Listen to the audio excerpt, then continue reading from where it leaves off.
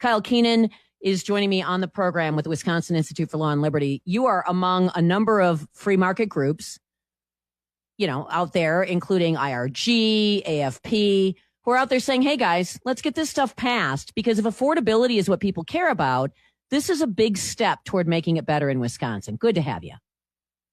Thanks for having me on, Vicki, and you're exactly right. I think this is one of the best things the legislature could do in their spring session to tackle the affordability issue that's at the top of everyone's mind.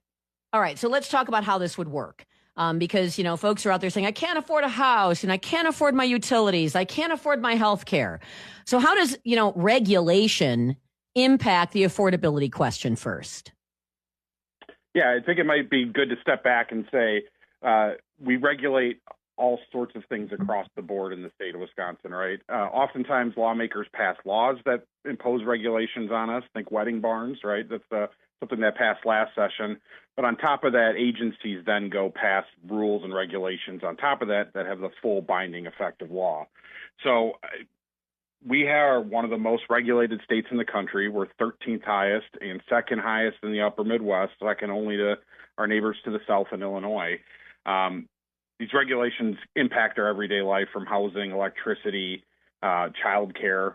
All of those things are passed by agencies, and due to a court decision last year, there's very little that the legislature can do to stop these rules. So this package is designed to bring accountability back to the process and make sure we're looking at old rules to make sure they still make sense.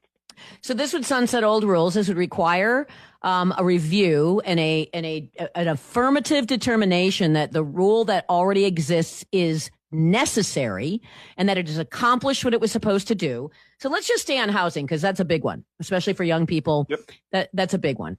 We are hearing that the estimated cost of regulatory compliance for housing, for new housing, is $80,000 per unit. Now, depending on which market you're in, it's higher than that. I was hearing at one point, talking to a developer here in Madison, that sometimes $120,000 per unit is taken up in various types of regulatory compliance costs. Now think about that. That's apartment units, or single family homes.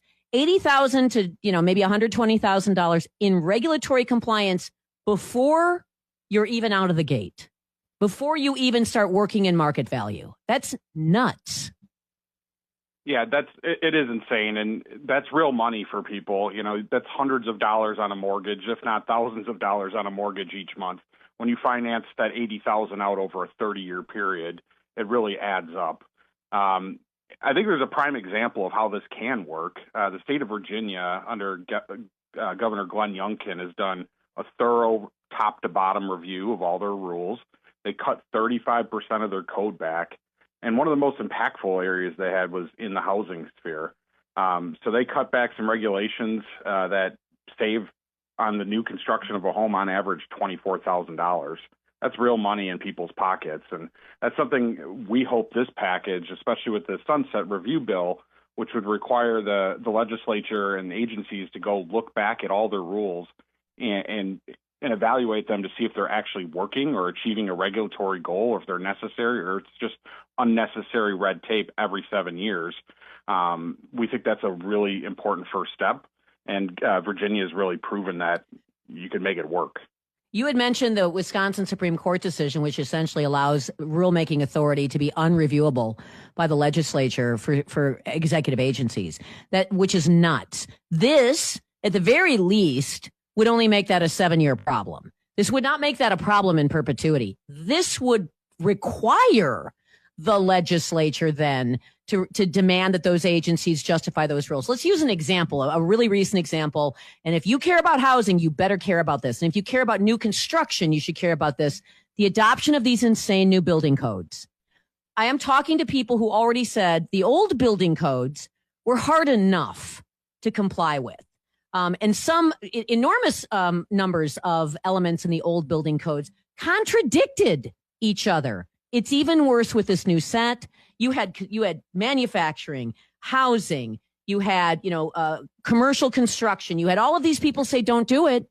None of this makes sense. You guys don't even know how to build a building in the first place. Well, we've got these new codes, and I'm not sure what the estimated cost is going to be, but people who build big things say it's going to be significant. Yeah, and this is a prime example of the impacts of that court case. It was the Markline versus Evers decision, the second round of it. That exact regulation was proposed, and the legislature had the authority to block it previously. As soon as that decision came through, they lost that authority, and the agency rammed this through at breakneck speed. And it is having impacts.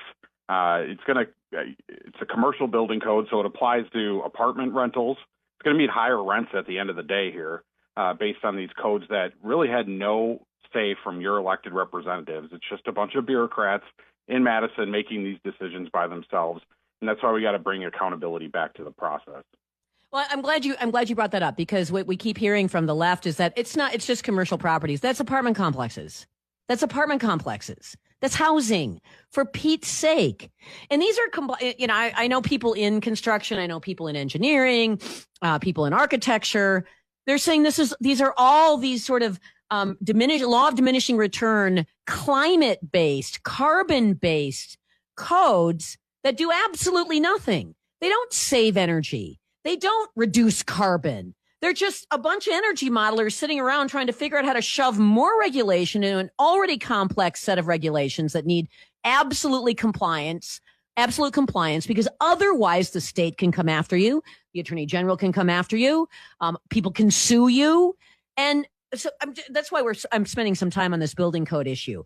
The legislature was smart in stopping it from being put through, because a lot of it was politically motivated climate change garbage. But now we're stuck with it unless this passes. Yeah, you're exactly right on that. And I think what's even scarier is what could be coming, right?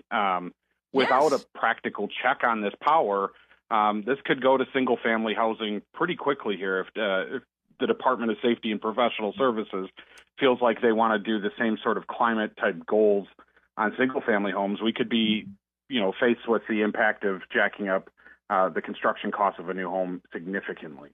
Yeah, New York has done it. New York State has done it. I think Washington State has already done it. Certainly you're already seeing also local compliance demands here in Wisconsin. So you pile on regulation on top of already difficult to comply with regulation. Then there's something else in this too that I think is great, and that is that the agencies that have these rules have to offset the cost of the rules. If these are expensive rules, we had the Wisconsin Rains Act, which has been kind of muted because of the Supreme Court decision. They'd have to offset, and I hope that the way this bill is written, Kyle, offset for the business or the group of people affected the compliance cost of these rules. Yeah, that's exactly right. Families have budgets. State agencies have budgets when it comes to fiscal matters. But what they don't have is a budget on how much they can regulate us, the people, right? So this does require that offset. The legislature, if they feel like a regulation is absolutely necessary, can bypass that with a vote that's accountable to your elected representatives.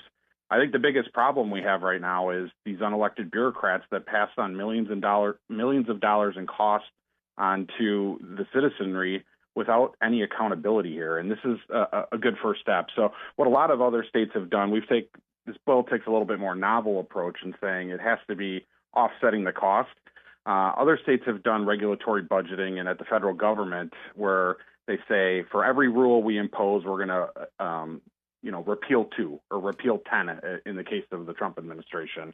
That does invite a little gamesmanship, and I think this bill specifically would be one of the strongest in the country if we get this passed. I like the idea of removing regulation for every new regulation, but why not do both? Why not also demand offsets? If you're just out there and, you're some climate nutter and you've demanded, some kind of, whatever, HVAC system that has zero impact on energy savings over 30 years or whatever, you got to figure out how to give that person who's got to pay that compliance cost money back. You got to give them a way to get it back, because I think you do both. I know the bill doesn't, but that's something I know that Congressman and gubernatorial candidate Tiffany has been talking about. So it's sitting there. It needs to move. Where are we in the process, Kyle? Because you're talking about the spring session here. This could also be very potent going into that upcoming round of midterm and state elections. Yeah, I'm pretty optimistic that we'll be able to get this across the finish line. They received votes out of both committees in both houses. The speaker called for a task force on rulemaking in light of the Evers decision last year. So I'm hopeful that committee will kind of endorse some of these ideas, and we can move them, get them to the floor, and ultimately give them to Governor Evers and see what he does with them. There's really no reason he shouldn't sign these. These are good government bills that a number of states on a bipartisan basis have done. I'll hold my breath on that until we get there, though. He won't sign it. He's a communist. They don't like private property. They don't like giving people power. They don't. So I hope maybe I'm wrong, but I don't think I am. This is going to be something that a Republican governor, I think, is going to have to shepherd into effect. I hope we get a Republican governor. I do appreciate the time and the work that you guys do over there at Will. Thank you, Kyle, for joining me today. Thank you, Vicki. Have a great weekend.